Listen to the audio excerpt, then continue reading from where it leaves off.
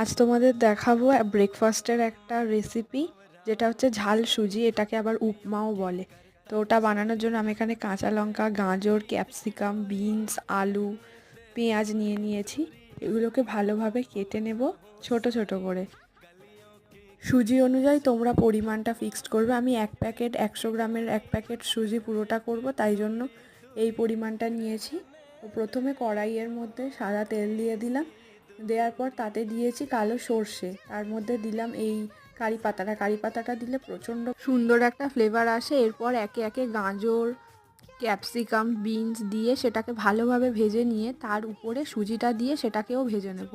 নিয়ে যখন দেবো সুজিটা অল্প লাল হয়ে গেছে, ওর মধ্যে দেবো নুন আর কাঁচা লঙ্কা দিয়ে জল অল্প অল্প করে ছড়িয়ে দেব, কারণ একসঙ্গে অনেক জল দিলে সেটা দলা পাকিয়ে যাবে। অল্প অল্প করে ছড়িয়েই এটা করতে হয়। করার পর ভালো করে নেড়ে নিলে এই যে রেডি হয়ে গেছে।